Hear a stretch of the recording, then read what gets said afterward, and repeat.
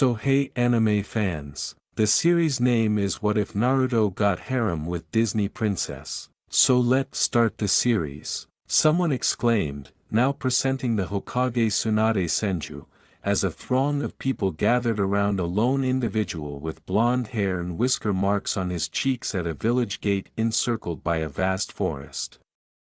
Then a blonde woman came forward and stated, Naruto Uzumaki, you have been sentenced to exile with your chakra sealed by order of the council, with sorrow in her voice. I understand, Hokage-sama. No matter what I did, it was a doom mission for me. Just seal my chakra, and the village can begin celebrating, Naruto said. Like that is going to happen now. The moment you leave, my root will grab you and bring you to me, and I can finally turn you into what you have always meant to be, a weapon to protect the village, and with your chakra sealed you will be easy to grab, a man wearing bandages off to the side reflected. As Tsunade approaches Naruto to apply the seal, he murmurs, don't worry, Bachan, I'll be alright. Tsunade recalls their chat from the previous day as she grins and says back, I know you will, Naruto-kun. Rewind, hello Naruto, how are you doing? Tsunade asks as she enters the cell where Naruto was being held. Quite well, given that I am being banished for carrying out my duties, Naruto retorted. For what it's worth, I hope you can now have a happy life, the one that you deserve, Tsunade says with a sorrowful smile. Thank you, Bachan, Naruto responded with a smile, and I just hope that the consequences that are coming don't reflect on you. When that day comes, I will deal with it and tell them the truth that it was the councils that exiled you, Tsunade replied, drawing him into an embrace. What will you do when you leave tomorrow? Naruto shocked the older blonde by saying, well, I might not be able to use my chakra, but I still have my skills that I have shown and the ones that I haven't. So I was thinking of going west to help out in their ongoing war, Naruto replied. Tsunade replied, I see. How do you know that the West is in a war, after emerging from her shock? Well, I spoke with someone when I was informed that I was going into exile, and she told me about it, and something that caught my attention. Oh, and she also told me who my parents are and why I wasn't informed, Naruto remarked. Tsunade inquired, and what would that be, to pique your curiosity? Whatever that means, there are anthropomorphic animals over there, Naruto remarked. I see, and Naruto, anthropomorphic means that animals are human-like, Tsunade replied with a smile. Naruto remarked, hey, I'm going there for sure, even if it's just to see the human-like animals. I have to go now, Naruto. I will see you tomorrow when it is time to exile you from the land of fire, which you will be escorted to, the blonde Hokage said with a smile before letting out a deep sigh and walking away. Bachan, you became like a mother to me. I hope my real mother was or is like you. If I end up in a good place after the war is over, I will help you and all those who have helped me. Naruto said this without realizing that Tsunade was crying silently and was shocked by what she had heard. Flashback ends. The Hokage said, you two will escort Naruto to the border that is connected to the land of waves. Understood, after Tsunade stood up and applied the seal. She then said, now that that seal is applied, you will be escorted out of the land of fire, and should you step foot in this land you will be executed. Then she said, Nico Hibi. Two kunoichi wearing masks appeared, one of whom was a snake and the other was a cat. Hi, both Umbu said. After nodding and saying, good, Tsunade turned to Naruto and said, now it's time for you to leave. The two Umbu then turned to accompany the now exiled teenager out of the country. I suppose no matter what I do I will always be hated for something that is out of my control, Naruto thought as he turned around and noticed that everyone was staring at him. At least I know I can sleep easy knowing that there will be reparations, he said, and he followed the two masked kunoichi as they led him out of the lands that he once called home.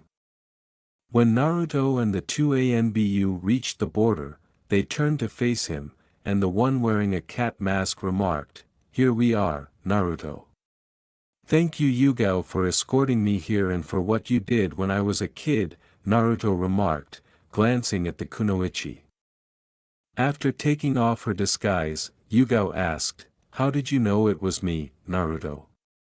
"Well, as you are aware, I managed to sneak into the ANBU headquarters and pull a few pranks, but nobody realized that I was able to identify the ANBU, such as Hibi is Anko," Naruto remarked.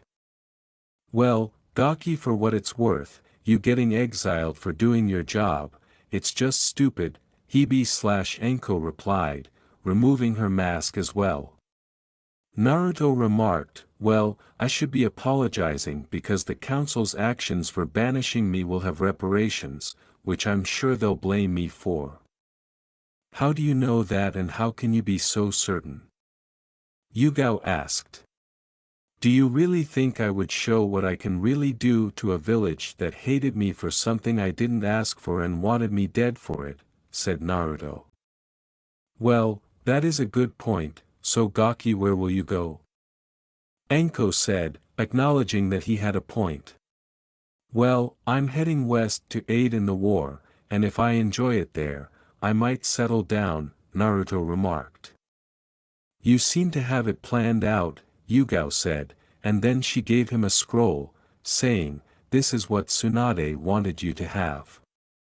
However, this is a sealing scroll, and in order to retrieve the contents that are sealed inside, you must be able to use chakra," but Naruto stated that his chakra was now sealed off. Yugao stated, "I believe Tsunade created this scroll to timed release because it was 2 years, which is plenty of time to fight in the war and find a place to call home. Thank you for this and let Bachan know as well," Naruto stated with a smile as he accepted the scroll. Anko replied, "Well, Gaki, this is it. Take care now," as both kunoichi hugged Naruto. As he made his way to Wave Country, Naruto declared, "I will, and the same goes for you too, also tell the others as well." After he disappeared, the two ANBU put on their masks and left for their village. When Naruto arrived to a house in a place he knew, he knocked and a voice said, "Just a minute." When the door opened, Naruto saw a man he didn't know and he questioned, "Who are you, kid? Do you know where the family that used to reside here went?" Naruto inquired, "Just a friend to them." The man remarked, "Oh, you must mean the new daimyo and her family well. If you go that way, you should find them, though I doubt they will see you because you don't seem like their kind of compony." As he moves in the direction the man indicated, Naruto remarked, "Thanks for the warning, but I will be fine." A guard greeted Naruto upon discovering the residence and inquired, "What business do you have with the daimyo?" "I was sent here because I wanted to say hello to some friends who were nearby," Naruto retorted. "A likely story, but since you're here, I'll check to see if they know you, so please give me your name," the guard said. "Name's Naruto," Naruto answered. The guard led Naruto inside and said, "Okay, please stay here," before returning a few minutes later and saying, "Okay, the daimyo will see you." When they were outside the throne room, the guard stated, "Here you are, on the other side is the throne room." After saying, "Thank you," Naruto entered the room and inquired, "Hey Tsunami, how are you doing?" as he noticed Tsunami behind a desk. "Naruto, how are you doing and why are you here?" Tsunami asks with a smile. Naruto said, "Well, Tsunami, I'm here to see if any ships are heading to the western lands." After examining some documents and a sheet, Tsunami remarked, "There is one going there, and it leaves tomorrow, but why do you need to know that?" Well, the civilian council decided that banishing me was a good idea because I was doing my job, and they also sealed my chakra. I feel like they'll try something if I stay in the eastern lands, and I want to help stop the war that's over there, Naruto remarked. After receiving a nod, Tsunami said, I understand that since your chakra is sealed, you are just as strong as a civilian fighter and up agents and shinobi.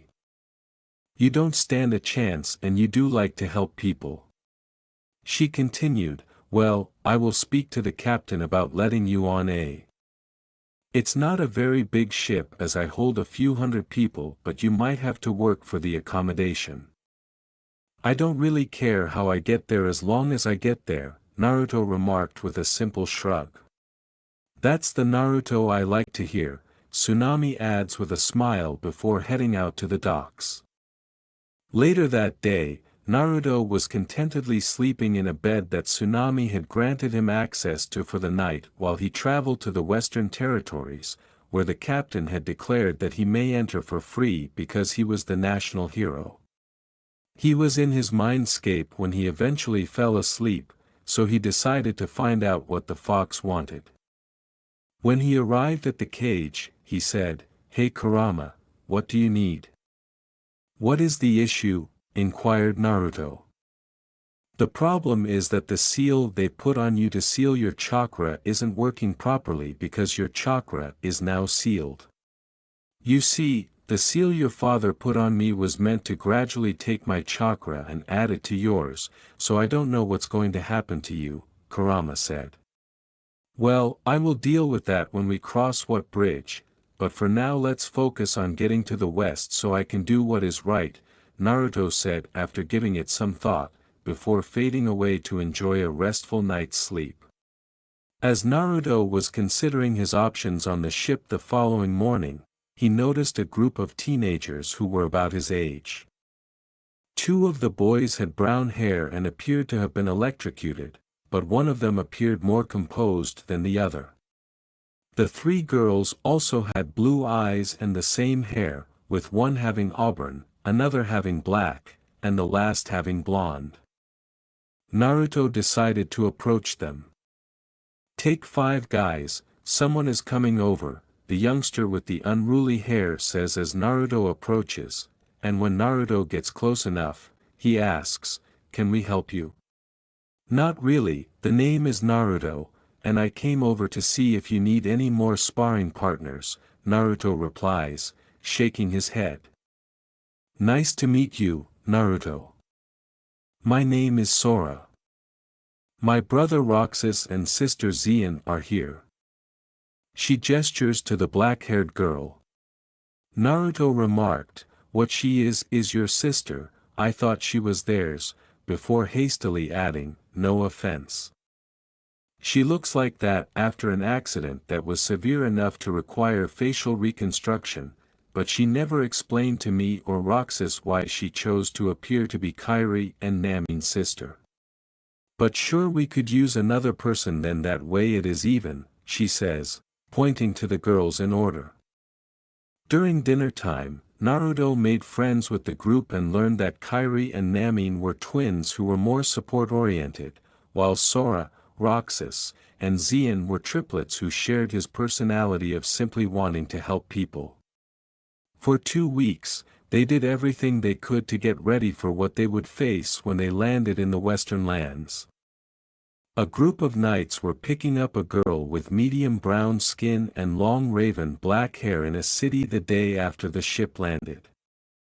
2 female animals, a mouse and a duck, were behind the girl. Naruto told his new friends, Me and the boys will get their attention while you girls get them to safety and Xian can protect them. The girls nodded, but Kairi responded, We'll meet you at the cathedral. Sounds like a plan, then that way we don't have to worry about looking for you, Naruto said. The boys then each grabbed a rock and threw it to the knights. Hey, how tough are you picking on girls that can't fight back? Try us on for size, Naruto said, and the lads left. Then Sora stated, let's divide up and meet at the place Kairi mentioned. You got it, buddy, Roxas said. Naruto muttered, don't take too long then, as he turned to the left. A few more turns later, he came to a dead end, and then he turned to see the knights at the door.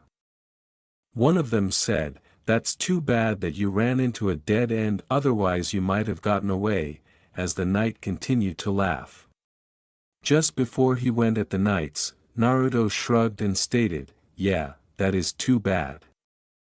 I was hoping to be in a bigger area before I kick your asses that bad that you would want to quit your jobs, as I didn't want to cause damage to the buildings. What was a bit too easy, Kurama? Was this the thing that you mentioned 2 weeks ago? Naruto asked himself as he left the alleyway after 5 minutes. Kurama said, I have been closely monitoring it to see what it is doing to you, and I must say you are going to like it. Really, what is it doing? Inquired Naruto. Well, it primarily affects your skin, muscles, lungs, and ears, Kurama stated. What do you mean? Inquired Naruto. My chakra has impacted 4 parts of you. The first is your skin, which has become harder to penetrate, but it is still possible, Kurama clarified. Well, so it won't hurt my skin if it's a blunt weapon or used weakly, Naruto inquired. Theoretically, yes, but moving on to the next one has improved your muscle density, allowing you to hit harder than you did a few minutes ago, as that would have taken you 10 to 15 minutes, Kurama stated. Alright, Naruto said, mentally planning to do that later. I need to train to control that so I don't hurt anyone, like if I go to shake my hand and I accidentally crush their hand. Alright, the vixen replied, the third part that is impacted is your lungs, which now permit you to breathe underwater. Naruto remarked, cool, and with the harder skin I won't be crushed by the pressure then deeper I go. That may be true, but you still need to be tired because there may be a limit to how far you can go down right now, Kurama said. You're exactly right, so tell me how my ears have been affected, Naruto inquired. To put it simply, Kurama stated, in the animal kingdom, you are more universal than that clan back in Konoha, which understands dogs. I wonder how he and the other are doing, but it's a shame that I can't talk to Kiba about it, Naruto remarked. He was tackled on his way to the cathedral and landed close to a sword wedged in an anvil that was set on stone. Naruto used the anvil to get himself up and then turned to face his assailants, who were brandishing their weapons. He then looked at the sword in the anvil and asked himself, now why hasn't anyone taken this sword yet? But he didn't have time to consider any possible responses, so he grabbed the handle and pulled the sword from its resting place and attacked the knights. Now where is the scabbard, as I can carry this thing drawn all the time? He asked himself after dealing with the knight. When the scabbard materialized strapped to his side, he remarked, well, that's just weird. He then sheathed the sword and made his way to the meeting place. He spotted Sora and Roxas coming as well, and they entered the cathedral. Kairi and Namin both exhaled with relief, and the former exclaimed, thank God, you 3 are safe. Thank you for your help, I'm Esmeralda. Here we have Minnie Mouse and Daisy Duck, stated the person they had saved.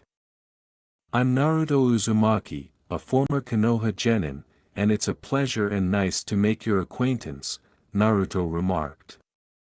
I'm Namin, and this is my sister Kairi. It's nice to meet you, Namin added. What she said, and these are my brothers, Sora and Roxas, Xian remarked. So, what's going on here? All we know is that there's a war, Naruto remarked. There you have it. This war started because people didn't want to live under some type of tyrants, stated Minnie when she had finished explaining the circumstances. Well, let's take care of the asshole here before we start helping the other lands, Naruto remarked. It seems like a plan, Kairi remarked. When Minnie notices Naruto's weapon, she asks, Naruto, could you please tell me where you got that sword? Oh, I discovered I had an anvil, and after being tackled by some knights, I extracted it, Naruto said. Minnie remarked, so that would mean you are the legitimate ruler of the Western nations. Sora questioned, so, who does a sword decide that? As you can see, the sword is enchanted, and only the legitimate heir can remove it from its resting place, Daisy said. As he examines the sword, Naruto remarks, oh, I did wonder why no one had taken it. But forget it, I am not the leader type, and I am sure you are more qualified to rule your majesty. While everyone else was perplexed, Minnie and Daisy both gasped, and then the mouse startled them by asking, how did you know I was royalty? As a cover, you have the same type of air around you. Naruto stated, when I was a ninja to Konoha, I was assigned to protect a daimyo who was an actress. He then looked up and asked, so, are you coming down or am I going up? A voice from behind a raft said, well, you are a perceptive one, aren't you, but I am an abomination. Well, I don't see an abomination, I see someone that is different, and I know what it's like to be different, he remarked after leaping and using the walls to climb before he fell while dragging someone. I think we will be the judge of that sun coming up it is, he continued. You truly believe that, the man said. Naruto replied, of course I do, and after a brief introduction, they began preparing to liberate the territories, beginning with the one they were in. 5 years have passed since Naruto was exiled and relocated to the west to aid in halting the war, and Tsunade was completing paperwork in Konoha in an attempt to restore the village to its former state before the daimyo withheld a third of its funds after learning that the civilians had exiled Naruto and had tampered with official records. Rewind Tsunade was sitting in her office, still depressed over the paperwork she had to complete 2 months prior, when the doors opened and she looked up. The daimyo entered and stated, Tsunade-sama, you have some explaining to do. I assume this is about the genin that is known as Naruto Uzumaki, Tsunade said with a sigh. Yes, it is, daimyo replies with a nod. I am surprised that it took you 2 months, Tsunade sighed. Well, I would have been here sooner, but I was investigating something, the daimyo remarked with a smile. What were you looking into? Tsunade inquired. As you are aware, the paperwork I acquired from this place state that Sasuke Uchiha was the recipient of the partnerships. However, when I inquired as to why they were terminating them due to the exile of Naruto Uzumaki, daimyo responded, somehow, I am not surprised that they would do something like that if it makes Sasuke look good, Tsunade moaned. What do you mean, Tsunade? Inquired daimyo. When Sasuke ran away and I sent a team after him, of which Naruto was a part, he brought the Uchiha back all battered like that, which gave the civilian council an excuse to get rid of him. Well, sir, it's like this Naruto is hated for something that he and no say in while Sasuke basically gets everything handed to him, Tsunade said. I see, so do you know where he is? If you want, I can reverse the banishment and allow him to return home, daimyo remarked. Since he is doing something that has the potential to improve the lives of millions of people, including his own, Tsunade said with a sorrowful smile, I know where he is and if you can remove the banishment that would be great, but I will not send anyone to go and get him because I know how bad Naruto had it here in your investigation. Daimyo inquired, yes, I am aware that he had a difficult upbringing, and I think it was admirable that he would want to protect the village before being banished like that. So where is he? Tsunade declared, he has traveled to the western country. Yes, I now understand what you meant when you said that he would stop the war and help millions of people live better, Daimyo remarked. Now that I know why, you should know that I must punish the village for what they have done, right, Tsunade, he added.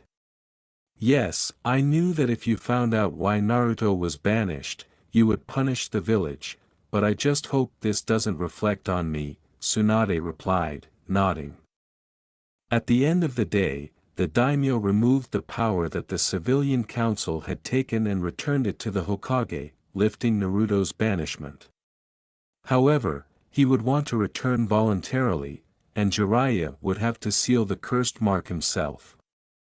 No, it doesn't, because I am aware that you are a fair Hokage that has lost its power due to some power-hungry fools, so mind calling a meeting so I can set things right, Tsunade said. Finish the flashback. Hey Harem, how are you doing? Tsunade heard as she was completing the paperwork, so she turned to Jiraiya. Quite well, aside from the civilian council's constant requests to send a team to find Naruto, Tsunade remarked. Jiraiya remarked, well, can you blame them since they discovered that the nations would even considering reforming the alliance, so of course they want him back. I understand, and it's fortunate that they are unaware of his location, Tsunade remarked. That's not like you, Jiraiya remarked. Yes and no, Tsunade replied, so any news on what Orochimaru is up to? Jiraiya answered, yes, I have learned that he is forming an alliance with Stone and Cloud to take us out. I see, Tsunade continued, so what do you think we should do? After the war that the West was in ended nearly 3 years ago, you and I both know the answer to that, Harem, Jiraiya retorted. We will send an envoy to the West with 2 missions, Tsunade stated, sighing, before sitting up. I was afraid you would say that. And what would they be, Harem? Inquired Jiraiya. Going west and trying to form an alliance with them is the first major one, Tsunade stated. Oh, I see. What about the second one? Jiraiya inquired.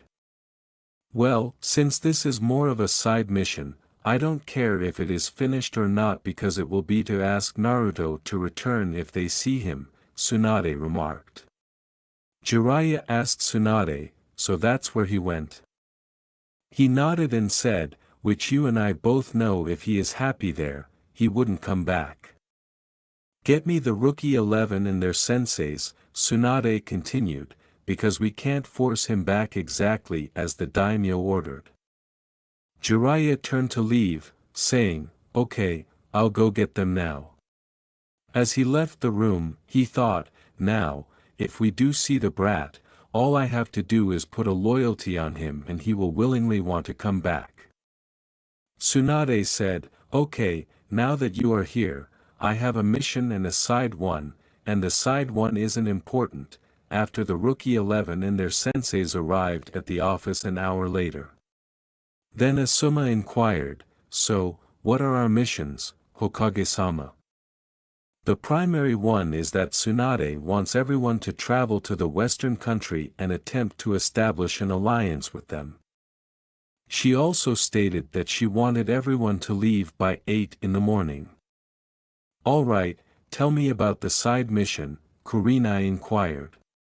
When Tsunade added, if you see Naruto Uzumaki being dismissed, you should ask him if he wants to return.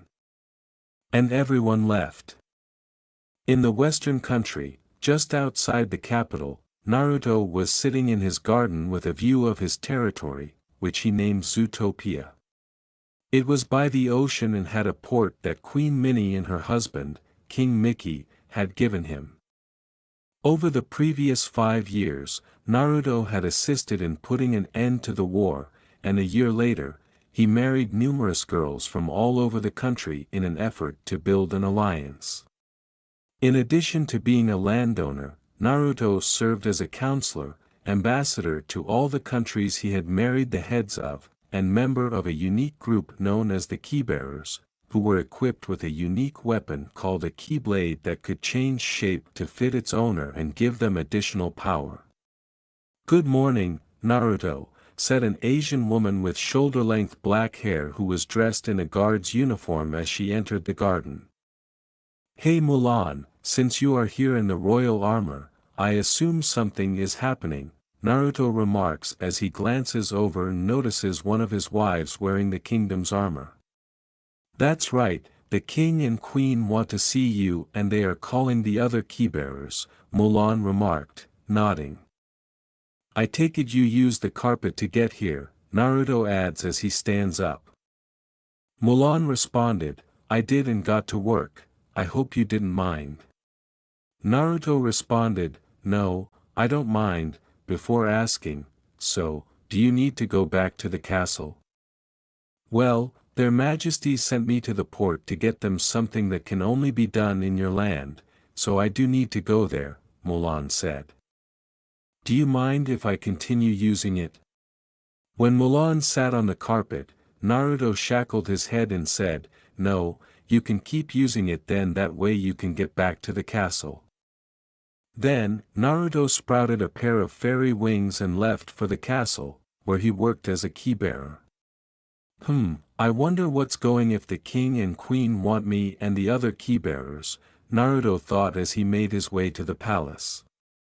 Naruto was being led to the throne room at the castle when he entered and said, "Hey, how are you, Mickey, and you as well, Minnie?" Just before he was beaten by a medium-sized, short-haired dog with black ears and yellow-orange fur, wearing a green collar, Naruto stroked the dog and said, "Well, hello to you, Pluto, now get off me." "Welcome Naruto, how are things in your land?" the two mouse royals said as they got up and embraced Naruto. "I have a very capable team on the council that I can trust, so things are going great," Naruto retorted. "Yes, and if I recall correctly, it is full of representatives from islands that have formed an alliance with you through marriage," Mickey remarked. Naruto denied that it had anything to do with it. "So remind us who you have on your council," Minnie asked as the royals gave Naruto a deeply panned gaze. "I believe you have that girl named Pocahontas," Mickey remarked. "What about Moana, the chief daughter?" Daisy said. "The two princesses of Atlantis, both land and sea, Kida and Ariel, is what a male canine named Goofy said after striking a contemplative attitude. Donald, a male duck, spoke to the female fox maid Marion." The other keybearers gave a slight laugh as Minnie replied, "And my favorite one, Tinker Bell the fairy." The queen then said, "Do any of you have anything to say about the matter?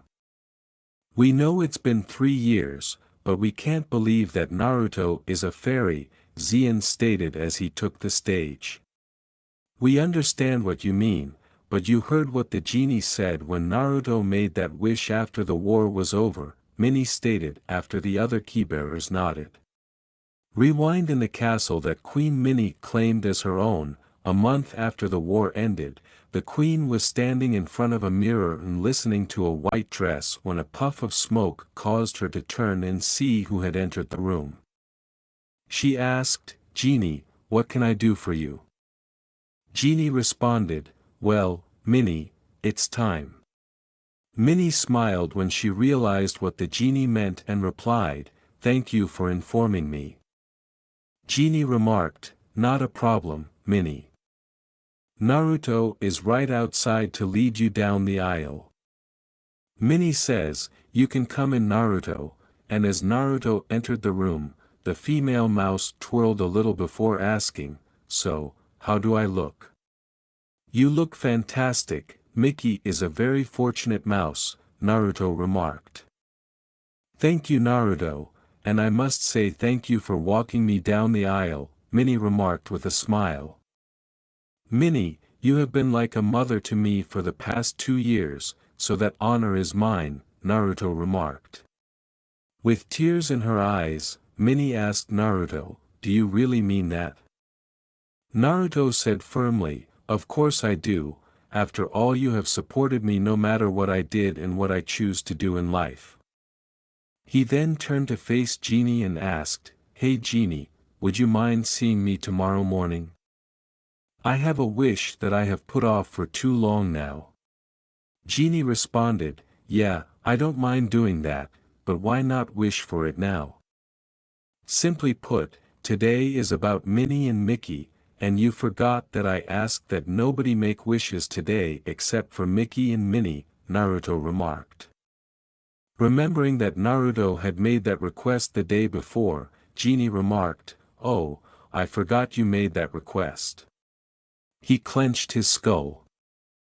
"I don't mind you making that wish, Naruto," Minnie remarked, glancing at him. "I know you don't, Minnie, but I'm not sure if the wish will have any repercussions, and I can't forgive myself if it did end up ruining your and Mickey's special day," Naruto adds, shaking his head. "And I am thankful for that, so once you have breakfast, I want you to come to the hall to make your wish," Minnie replied, aware that he could be obstinate when he wanted to. After saying, "Okay," Naruto turned to leave and asked, "So shall he get you to your mister that is at the altar?" Minnie nodded, and they made their way to the hallway. Following a fantastic ceremony, there was a tremendous party with lots of dancing, which was made even more amazing by Naruto's various girlfriends. "Good morning, your majesties," Naruto remarked as he entered the royal room the following morning. "Hiya pal, how are you doing this fine morning?" Mickey remarked as the two royal mice looked up. "Thank you for asking, I'm doing fine," Naruto answered. "That's wonderful to hear. Are you prepared to fulfill your wish?" Minnie inquired. "When Genie arrives, I will be," Naruto declared. Before there was a puff of smoke, the voice of the wish-granting said, "Did someone call?" "Yes, I did as I had stated, and I would be prepared to make my wish that I had told you about Naruto when you arrived." "All right, Naruto, tell me what you want," the genie responded, taking out a pen and paper. "All right, Genie, this is what I want, for all 9 Bijou to be free without their host being killed and to never be sealed again," Naruto uttered. After saying, "Okay, 9 huge beasts with eternal freedom," the genie rolled up his imaginary sleeves. He was about to cast the spell when he froze, so he went to Naruto and said, "Say, Naruto, there is a bit of gray in the wish." Naruto said, "What is it?" after glancing at the all-powerful creature in confusion. "As I release them, do you want me to call them here or release them where their host is?" Genie inquired. Naruto responded, "Oh, right, I didn't say where did I, and then, I want them here and where they are most comfortable." When the reason for the wish was over, the blue person stated, "That was one hell of a wish." Genie then snapped his fingers and said, "Now better send word to the places where I sent them." "Okay," he said as he unleashed the magic. "Well, Genie, I'm not trying to criticize your work, but it appears that you missed Kurama." "I haven't missed her because you have a slight complication," Genie said, glancing at Naruto. "What is the complication?" asks Minnie, looking at Genie anxiously. As you are all aware, Naruto has the 9-tailed fox sealed inside of him. The seal was intended to drain the fox's chakra and add it to Naruto's, but when Tsunade applied the seal to Naruto, it failed to do its intended function and began to transform the boy. Unfortunately, the transformation isn't finished yet, so I have 3 options: I do nothing and leave the fox in the seal, or I give her a timed release so she will be free once the changes are finished. After a little silence, Naruto asked, "And what of the last one?" "I forced the changes to excel faster as a last resort," the genie said. Naruto remarked, "So, What is the downside to that, as the gap was too long for there to be a downside? Genie remarked, I expect nothing less from a former ninja. Naruto remarked, hey, I'm still a ninja, I just can't use my chakra. Oh, my error, Naruto, Genie uttered. Well, what's the disadvantage? Mickey inquired. Genie stated, the disadvantage is that I can do it, so it takes the rest of the day, but that will cause you pain because the seal is changing you as quickly as it can but slowly enough not to harm you. Naruto rapidly considered the three alternatives because he knew that Kurama and Minnie would advise the genie to choose the second one. When he saw Minnie open her mouth, he declared, I will choose the third option. With a worried tone, Genie asked, are you sure you want to do that, Naruto? The chakra isn't just changing you, it seems to be awaking something as well, and doing this could harm you. I am certain, Genie, that as long as my friends are content, I don't mind paying a price for it, Naruto remarked. Ma Naruto, you are a noble person, Genie remarked. Wait, don't you think it would be better to strap Naruto to a bed with a gag, so he doesn't bite his tongue, or better yet, doing this in a hospital? Minnie asked as the genie was ready to snap his fingers. The genie acknowledged Minnie's direction and replied, you are right, before turning to face Naruto and asking, so, kid, what will it be? Naruto responded, please, bedroom, because he didn't want to be next to a hospital because of what he had experienced in Konoha. Genie said, right, and then he turned to face Minnie to pose a query to her.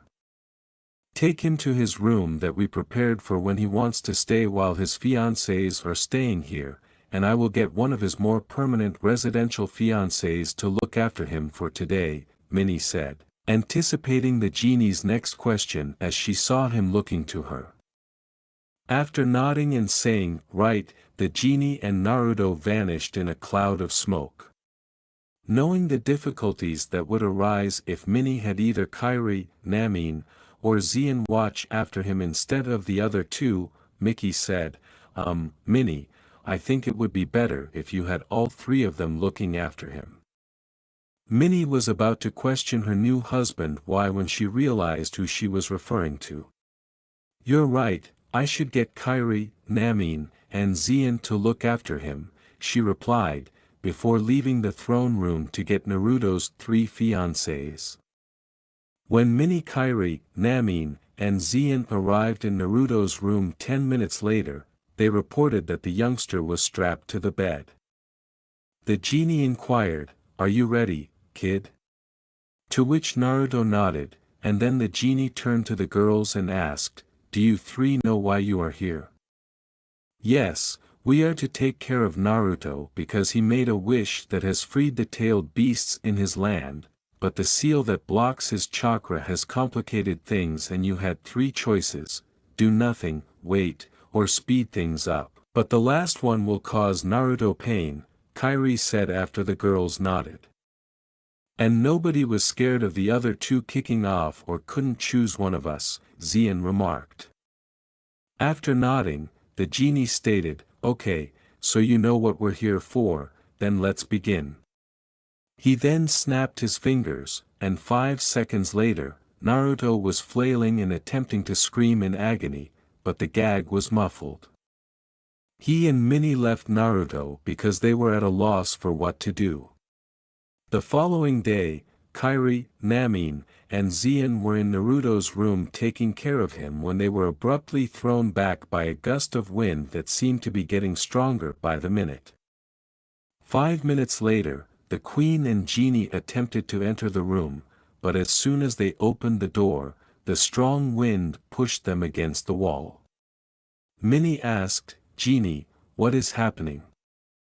Genie remarked, I'm not sure, but it must be related to whatever was awakening in Naruto. Is there nothing you can do to stop it? Minnie inquired.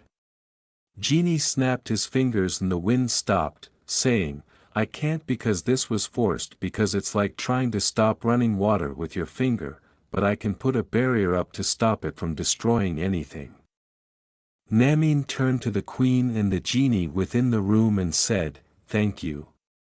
Genie remarked, "Don't thank us because we haven't stopped anything that is happening to Naruto.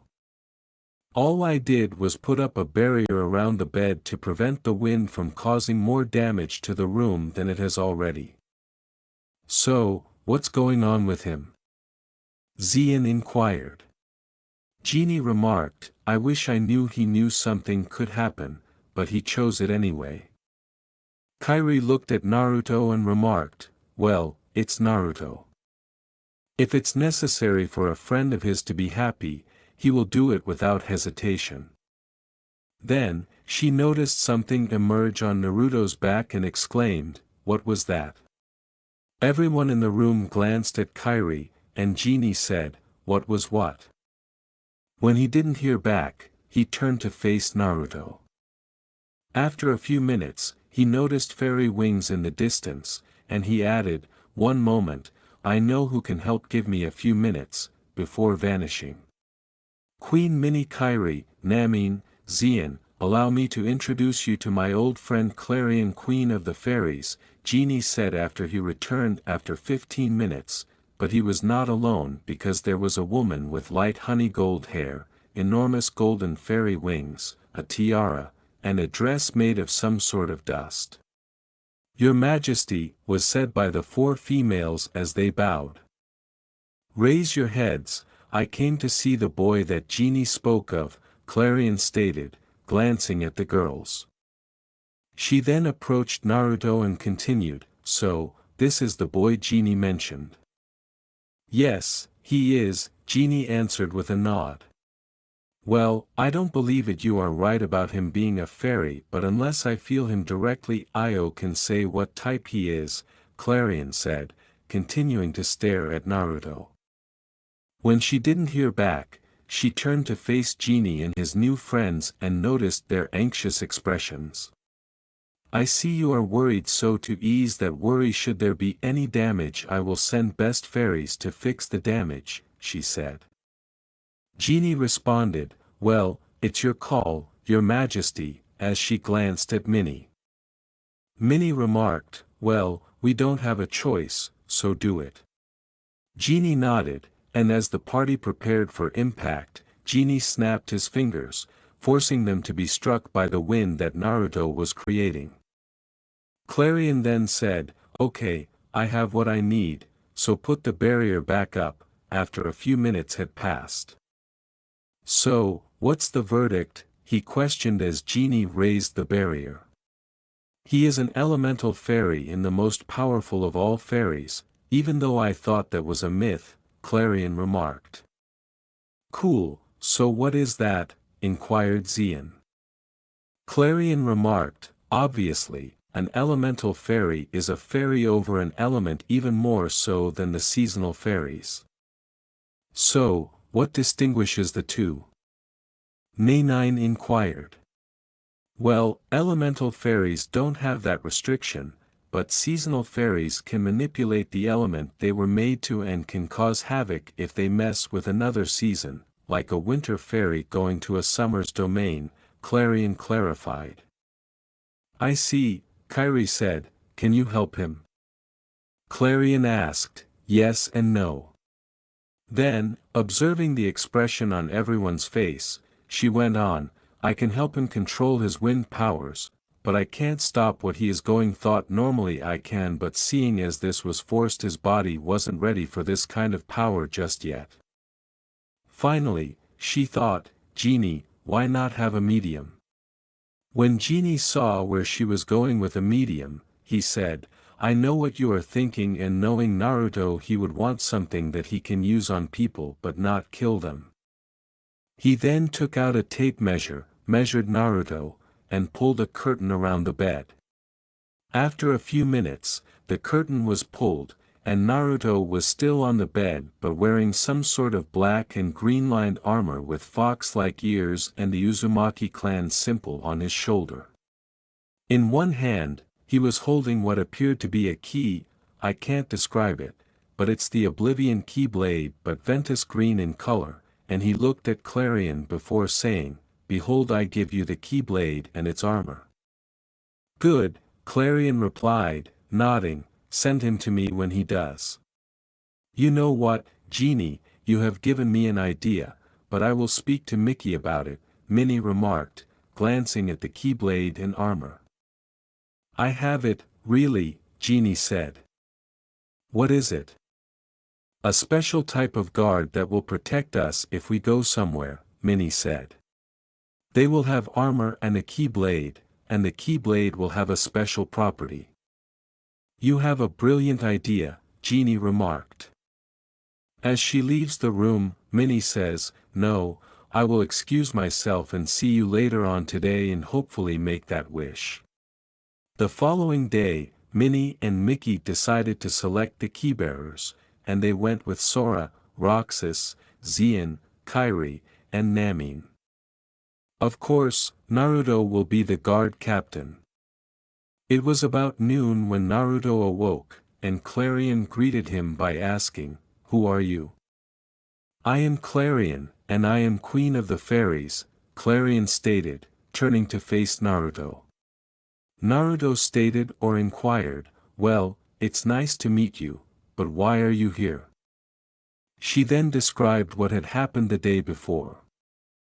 Well, I am here as Genie told me that he found an impossible human and not believing him he managed to get me to come, she said. So when do we leave? Asked Naruto after Clarion was done. Clarion answered, Whenever you want, and he was startled as Naruto prepared to depart for Pixie Hollow, which is located on the edge of a realm named Neverland that is not on Earth. Finished the flashback. Ariel's long-lost mother was a mermaid that Naruto encountered while in Neverland. He also discovered other lovers, including Fawn, Iridessa, Vidya, Rosetta, Silvermiss Tinkerbell, and Periwinkle, the latter two of whom were born of him. Alright, Mickey and you too, Minnie. I know you didn't call us here to talk about my love live, so what's going on? Replied Naruto. Naruto briefly froze in amazement when Mickey said, Naruto last night Merlin came to see us as he told us that in 2 weeks a group will come to talk to us about something and that are from Konoha. 2 weeks have passed since Mickey told Naruto that Merlin had noticed a party of Konoha ninjas were approaching to request an alliance. At this point, Naruto is in his home with a few of his wives, and it is morning when he is awakened by the aroma of food being prepared and finds himself in bed by himself. A tall, skinny lady with brown skin, medium length, wavy black hair tied in a short ponytail, and light brown eyes with pink eyeshadow is cooking in the kitchen when Naruto gets up and goes there. She is wearing a green apron, and when he asks, Hey Tiana, what's cooking? The woman jumps. God Naruto, don't do that, I and the others can't handle it, Tiana says as she turns around. Naruto remarked, I'm sorry, Tia, but you and the other person know who I was before I came here, and I don't want those skills to rust. Yes, we are aware of that, but do you really need to use your cunning against us? Tiana asked. Well, of course I do, otherwise, how can I watch any of you shack your ass naturally? Isn't it the husband's responsibility to ambush his gullible wife and put his arms around her? Naruto remarked. As she enters the kitchen, a young woman with olive skin, black hair that falls just beyond her shoulders, brown eyes, and a robust build but reasonably narrow hips replies, Well, no, but I doubt there is a husband that doesn't do it.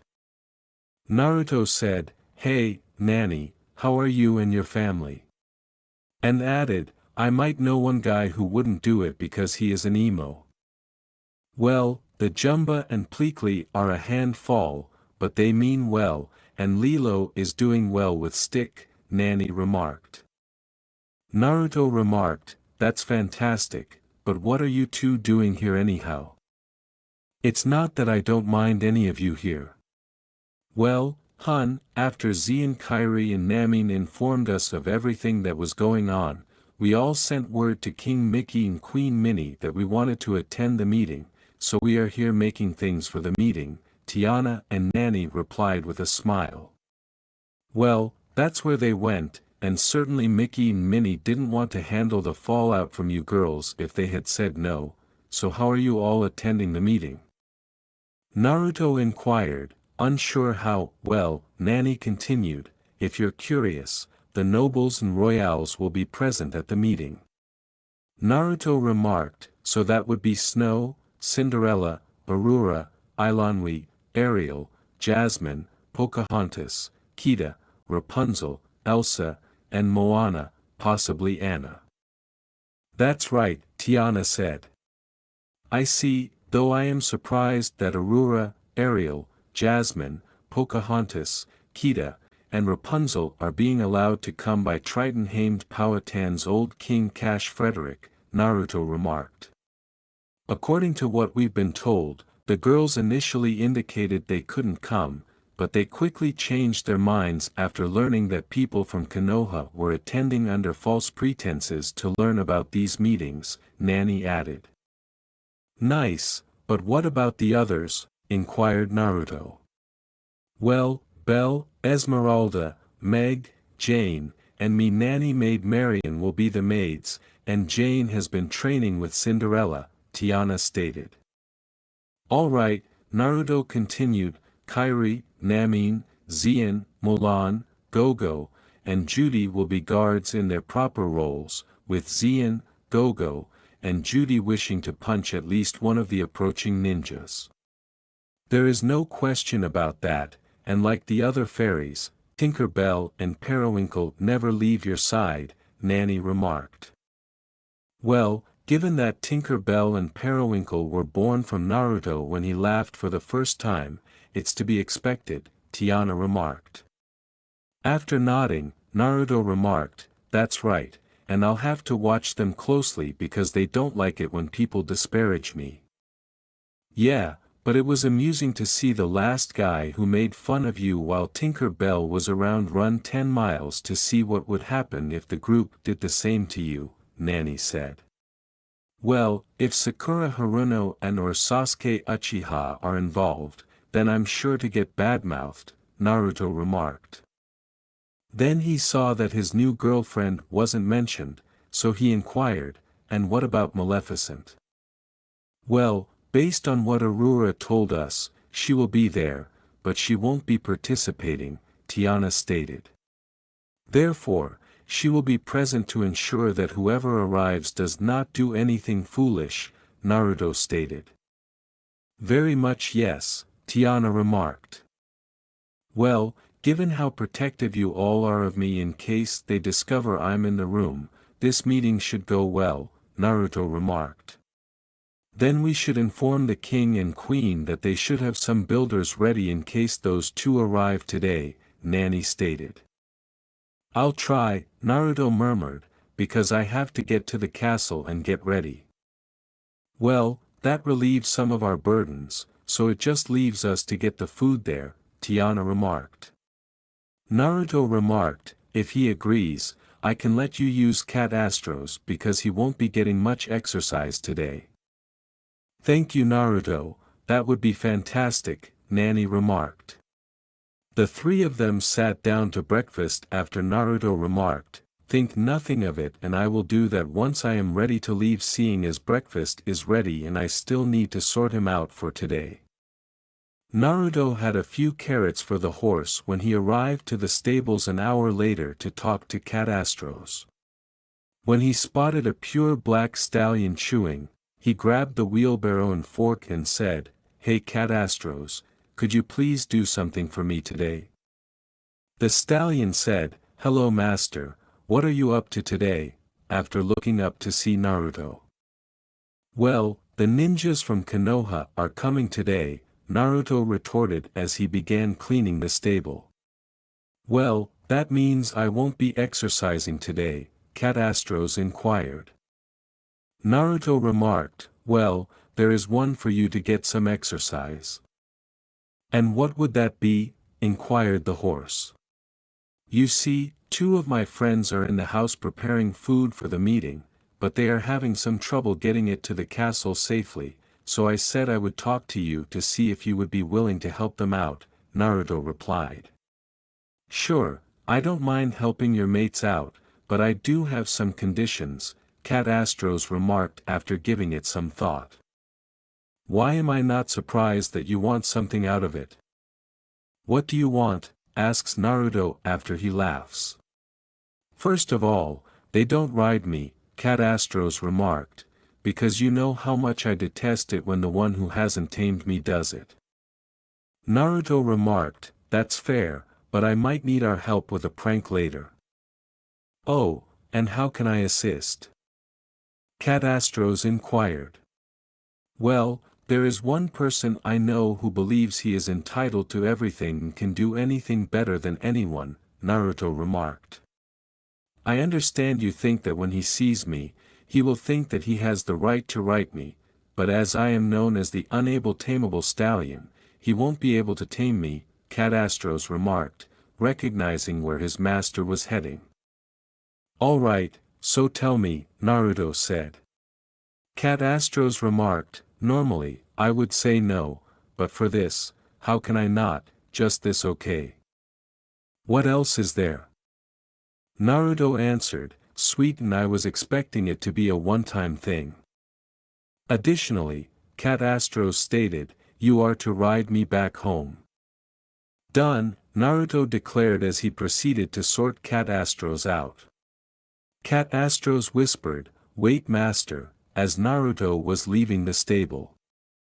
When Naruto paused to examine the horse, the stallion went on, who are the 2 that I am working with? Well, Nani and Tiana are the 2 that need it, Naruto said before leaving. After putting the tools away, he went back inside to inform his 2 wives that Cat Astros would assist them. When he noticed that they were getting the baskets ready, he said, hey girls, I spoke to Cat Astros, and he said that he will help on the condition that neither of you 2 don't ride him. We wouldn't have even attempted to ride him, so that's excellent, Nani remarked. Good to hear, but I have to leave, Naruto remarked, then went outside before taking off in a plane and making his way to the castle. A ship had docked down at the harbor, and as the passengers, including the group 16 from Konoha, were disembarking, they heard the words, welcome to the Disney Kingdom. I am Gontu, and on behalf of the King and Queen, I hope you all enjoy your time here. The group then noticed a giant whale-like creature. Perhaps his guy can help us on petting to the castle, Jiraiya stated to his crew before they went to Gontu. The white-haired man said, excuse me, Gontu was it? Gontu says, yes, I am Gontu. How may I be of service, as he stares down? Well, could you please give us the castle's directions? We want to talk to the king and queen about something, Jiraiya replied. He replied, I can do one better, I know a good guide, now wait here, I will get him for you. 5 minutes later, he returns carrying a fat, golden yellow koala or marmot creature with a large head and short ears that hang down at the sides of his head. Reuben here will take you to the castle as he is where he will be needed soon, and while he is taking you he will make you a sandwich, which he is the best at making, Gontu said. Jiraiya remarked, thank you, Gontu, as he and his squad started to pursue the creature and boarded a big carriage to head to the castle. Reuben shouted, hey Cyclops, if you know what's good for you, put away that book, as he was leading the Konoha ninjas to the castle. Many people didn't appreciate seeing that kind of thing in public for kids to see. Kakashi asks, and why should I, as he glances up. To begin with, everyone in this place despises perverts, including the master of this land. He will permit individuals to gaze around with a perverted expression, but as long as they do nothing about it, that is all there is to it. Doesn't like perverts very much, but he will let them have as much as he wants. In addition, he won't think twice about getting someone who can beat you up, and I'm on that list, along with my cousin Hercules, who got his ass given to him by the lord of the land. After hearing about Hercules, Jiraiya was taken aback and inquired, "Do you mind if I ask what happened?" "Well, I don't know much because it happened before the Lord gave Gontu a second chance, but what I do know is that Hercules' fame went to his head and he got a little cocky with some of the women here.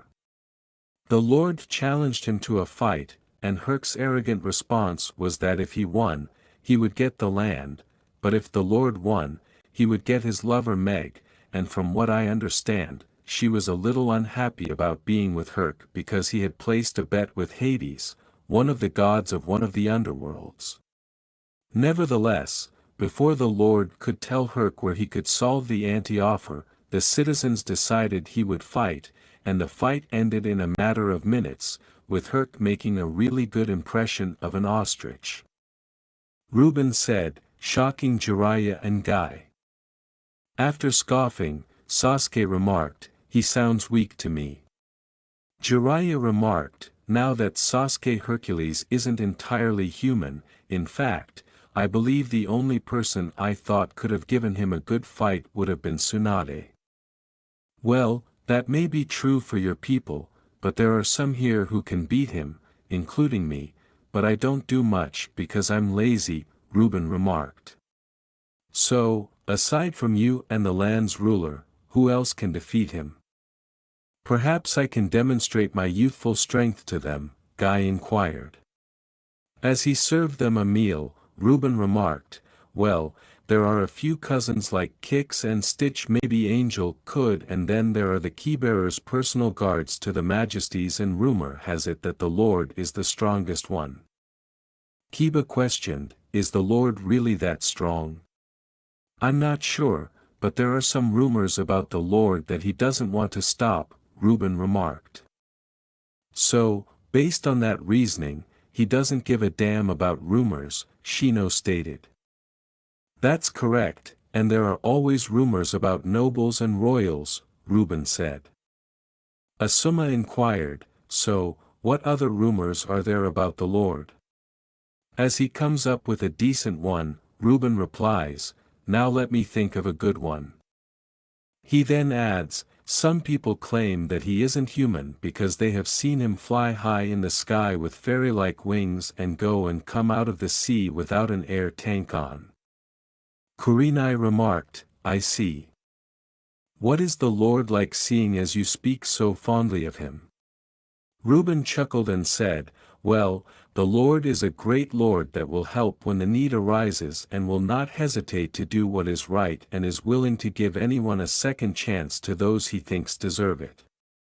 "What's so funny?" inquired Hinata. "Well, there is a rumor that he once severely beat up King Trident, one of his father-in-laws." Sakura questioned, "And why would he do that?"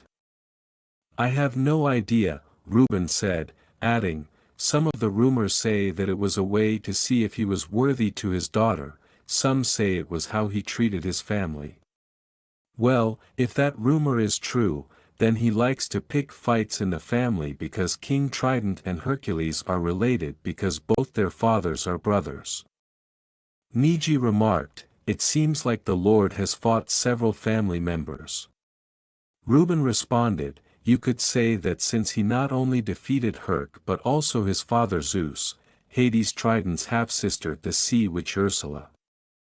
Then, noticing the signs they were wearing, he added, "Well, we are about half an hour away." Reuben was allowed to pass as they reached the gate, but the Konoha group was required to provide documentation proving their identity and their desires. Jiraiya obeyed and gave the paperwork to the guard, stating, "Of course, here you go." After a little period, the guard received the paperwork and stated, "Well, they all look good, so go on thinking and wait until you are called, which could be a while given the monthly meeting." And what is the purpose of this monthly meeting? Jiraiya inquired. Well, the guard said, it is where all of the county's nobles and the island chief who are allies of ours come to meet about what is going on and what needs to be improved. With the thought, this might be useful as the more people that are here the more likely we are to find the brat and take him home, Jiraiya remarked. I see, thank you. He then led the group to the waiting room. A guard dog eventually approached and said, Hey, I'm Goofy. Are you the group that came from Konoha? I believe you're referring to Konoha, which is us, Jiraiya answered. Goofy led the company to see Mickey after saying, Oh, right, please follow me, the king and queen will see you now. Kurenai remarked, Oh, what about the monthly meeting? Isn't that about to start?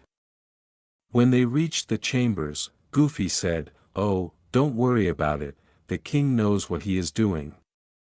He then knocked, went inside, and said, Greetings, your majesties, may I present the group that came from Konoha.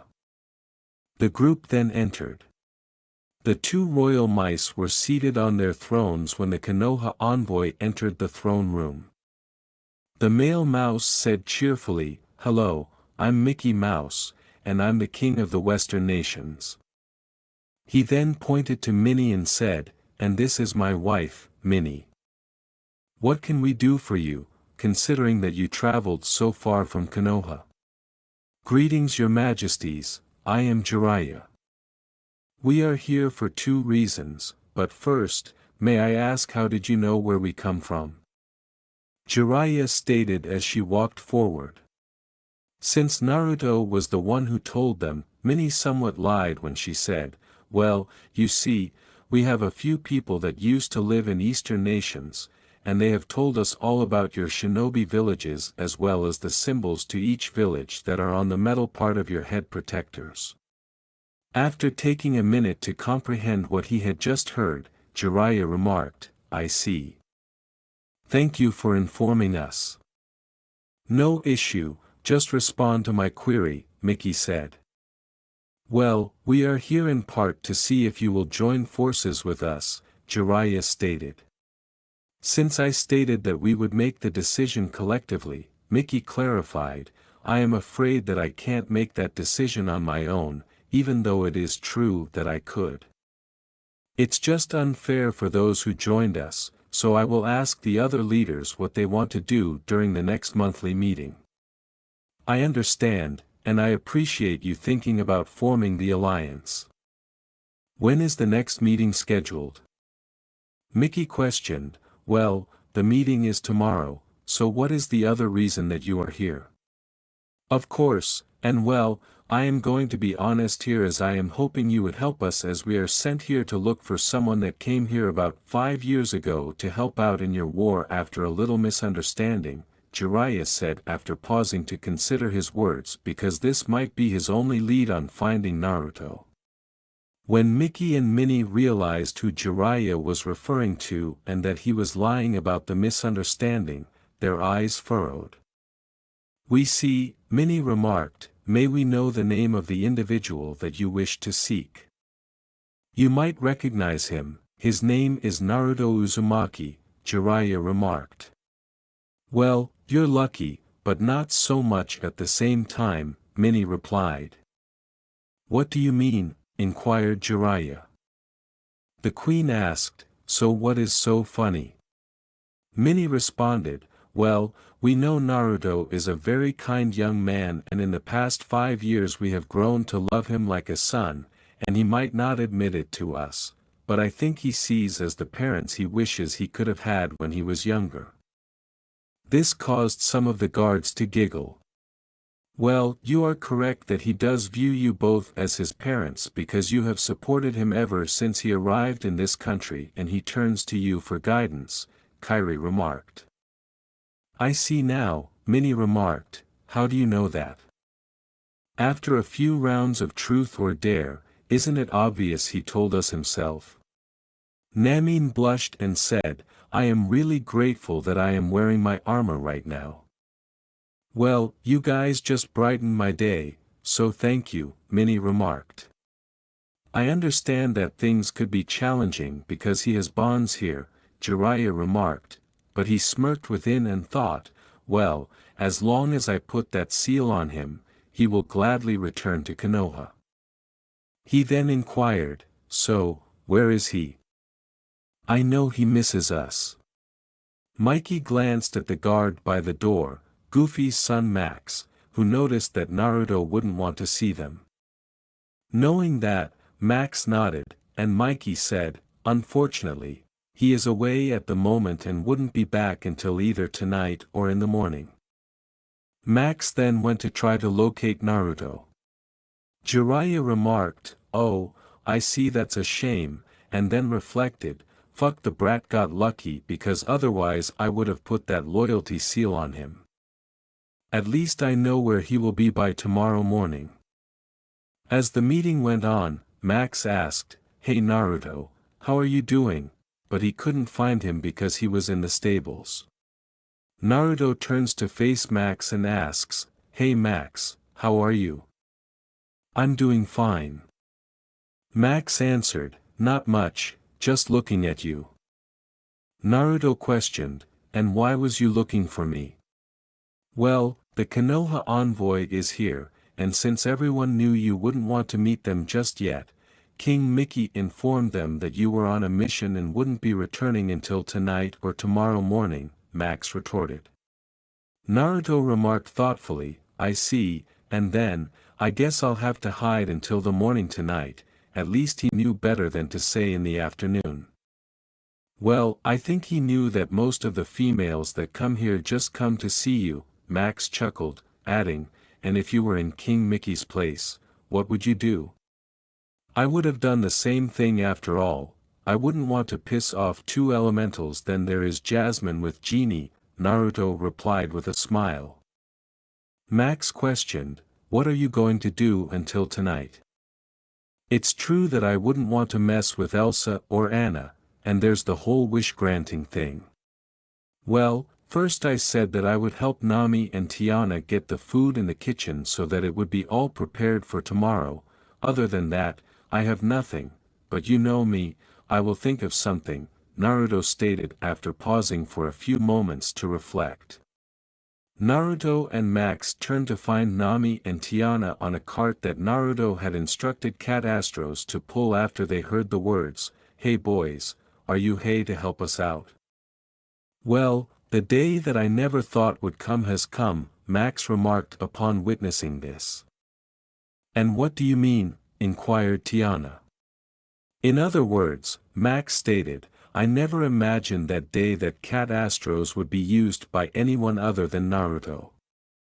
As he assists the girls in unloading the delivery, Naruto said, hey Max, did you see a boy with a black-haired boy that has a ducks but style as you came from that meeting? Well, the girls needed some help on getting the food here, so I asked Cat Astros to help them out and I need him for a prank. Yeah, I remember someone like that now, even though he might not have said anything, he seemed to have an aura about him, Max replied after pausing to think of everyone who had traveled from Konoha. Yes, Naruto remarked, and I can probably infer what his aura was saying, brooding, and you all are beneath me. Yes, that's him, Max remarked. Naruto remarked, well, that's good because I have the perfect prank to pull on him. After a little chuckle, Max remarked, you and your antics, so who is the poor unfortunate soul? When he delivers Cat Astros to the castle and Max returns to his place, Naruto remarked, the emo known as Sasuke, and it involves Cat Astros here, speaking of which I need to give him lunch. He then left for his tack room. Tiana and Nami were carrying the creations into the kitchen while Naruto was making Catastro's lunch when they heard the phrase, well, what's out here? This prompted the three of them to turn Sakura and head for the stables. Don't worry, Naruto, I'll take care of this, Nami, who was outside his tack room, says to Naruto before approaching Sakura and asking, what are you doing out here? Well, the mouse said we could look around after the meeting was over, so I asked one of them if there were stables, and she pointed me here. She then noticed Cat Astros and exclaimed, "Oh my, he's so beautiful," before approaching him. When Tiana noticed which horse Sakura was approaching, she hurriedly remarked, "Be careful with that one, he can be a bit temperamental." After taking a seat on a bench, Sakura turns to face Tiana and asks, "What do you mean?" "Oh, and my name is Sakura." As she takes a break in the kitchen, Tiana remarked, "Well, my name is Tiana, and my partner is Nami." As for Cat Astros, he is very picky about who gets near him. "I think Sasuke-kun could ride him," Sakura remarked. As she leaves and takes a create, Nami remarked, "Is that so well? Don't be so sure after all. There is only one person that has managed to tame him." Sakura questioned, "What's so special about him anyway?" Nami remarked as she entered, "Well, he has a fearsome power and because of this he is known as the untamable stallion." "So, what can he do?" Sakura inquired. As she leaves, Tiana remarked, "Well, to begin with, his strength is amazing. It's been said that he has the strength of 100 people, and he's the fastest horse you will ever know, or ever will be." Sakura remarked, "I see well that he will be great for Sasuke-kun," before hurriedly leaving. Naruto chuckles as he exits the tack room and remarks, "Well, that went better than expected. So, what are your next plans?" Tiana asked. Naruto said, "Oh, I'm going to do something that will make him a laughing stock around here." He then went inside and said, "Now where can we do the stuff hide the public service camera?" Before transforming into a fairy and taking off. Tiana and Nami began to laugh when they realized what their husband had planned. Naruto was in his tack room later that day when he heard a familiar voice ask, "Is anyone here?" After calling his amour, Naruto left the tack room and greeted Sakura and Sasuke, asking how he could be of assistance. "Hello, I'd like to ride your best horse," Sasuke remarked in a firm voice. Naruto remarked, "Well, you two better get on your way because the best one we have is basically untamable." Sakura remarked, "That's not true, he is tameable." One of the servants informed her that she believed it to be Nami. "Yes, I am aware of that because I am the one who subdued him, but even so, it was a near miss because by the end, I was covered in cuts, bruises, and bumps from being flung off of him, and my skin is stronger and more resilient," Naruto remarked. "Well, I shouldn't have any issues if you can do it," Sasuke remarked. As he approaches a bell and rings it, Naruto says, "Well, if you still want to do it after what I have told you, then it's your funeral, but first let people know what someone is stupid enough to try and tame the horse that can do the job of 100. He then goes into the saddle room to retrieve Catastrosa's belongings, while all of the castle staff rushes to the manege to watch the poor soul who was foolish enough to ride Cat Astros. Sakura questioned, "Why do you need to do that?" "Therefore, they can remove the manege, otherwise, the person who is hurt will not be the only one," Naruto clarified. "Do you need a hand getting on Cat Astros?" Naruto asked Sasuke when he had Cat Astros all tacked up and was guiding the house to the manege. "I don't require assistance," Sasuke answered. "Well, as I mentioned before, many men and women with egos much like yours have tried and they all ended up the same," Naruto stated as he laughed and thought, "Same old team always wanting to boost that ego of his, and thanks to that he is about to take some heavy blows to both his body and his ego." "How did they end up?" inquired Sakura. After responding, "In the hospital with at least one broken bone, and that is a good try," Naruto remembered something and said, please wait here, I need you to sign something. He immediately hurried into his tack room and, upon his return, gave Sasuke the paper, asking him to sign it. Sasuke says, "What is this?" after glancing at the paper.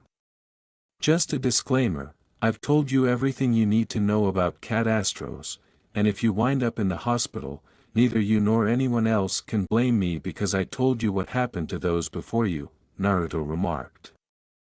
Sasuke queries, "And what would happen if I don't sign it?" "Alright," Naruto responded, "I'll take Cat Astros back, untack him, and place him in his stall." Sasuke grabbed the disclaimer from Naruto, signed it, and gave it back to him, saying, "Okay, give me the damn thing." After reading the disclaimer, Naruto said, "Okay, let's go make a fool of ourselves." Then, he heard the door open and saw Mickey, Minnie, Sora Roxas, a couple of his wives, and the Konoha group approaching him. When they were close enough, he asked, "Well, Mickey Minnie, what brought you and the rest of you here?" "Well, buddy, we had to watch when we heard that bell to alert the trainers that someone was attempting to break Cat Astros," Mickey said. "And what about them?" Naruto inquired, indicating the Konoha troop. "Well," Minnie said, "they wanted to know what was going on. And I must say that he is one fine stallion," Jiraiya stated as he moved nearer, adding, "I also wanted to see the rumored horse that is said to be untamable, has the strength of 100 people, and can reach incredible speed." Before being thrown against a wall by the horse's double-barrel kick, which made everyone except the Konoha gang laugh, Naruto stated, "Thank you, but I must say it's not easy as he is very high maintenance." "Why are you laughing?" Kurenai asked, glancing at the royal mice. He could be hurt even with the armor, but was startled to see Naruto standing up. "You ungrateful bastard, you know what I say is true, but I wouldn't have you any other way," Naruto said after dusting off his armor. He then began to laugh, then turned to face the damage and added, "Though if I don't know any better I would say you were trying to send me through the wall," but all he received in return was a snort. Approaching Naruto, Kurenai asks, "How can you just act like that didn't happen?" Naruto remarked, "My skin and bones became harder simply because of the mistakes made by some people a few years ago." "What do you mean?" inquired Kurenai. Naruto responded, "How about you toss something at me and see for yourself?" Kurenai looked to Mickey and Minnie, unsure of what to do, and asked, "Is that okay? I don't want to ruin our chances of forming this alliance." Minnie simply waved it away, adding, "It's okay, because he doesn't know what he's doing half the time," which caused a little wind to blow in her face. He remarked, "I resent that comment because it's not true," when Naruto stopped the gust. Minnie inquires, "Really, and what part isn't true?" "I honestly don't know what I'm doing all the time to get your facts right half the time," Naruto remarked. "Well, at least he acknowledges it," Mickey remarked, chuckling. "And since we can send more qualified individuals, you might as well form the alliance since this guy is supposed to lead your keybearers," Kakashi remarked. "As I mentioned earlier, I can't make that decision on my own, and I never judge someone before seeing what they are capable of," Mickey answered. "Can we get the reason why we are here underway?" he then asked Naruto. Sasuke only scoffs in response, and Naruto nods and says, "Right away." He then turns to face Sasuke and says, "Hurry up you get and see if you are as good as you claim to be." Sasuke immediately boards Cat Astros, and the instant Sasuke sat in the saddle, Cat Astros began acting like a wild bronco. An hour later, Sasuke was still attempting to subdue Cat Astros, but his clothes were ripped, he had some cuts and bruises, and he was about to faint.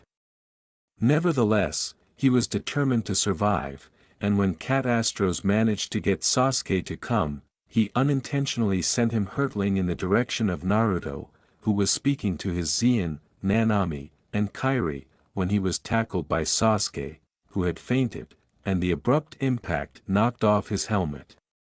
With his helmet in hand, Naruto rises to his feet, causing the Konoha gang to scream in shock as they realize why the man is wearing a mask.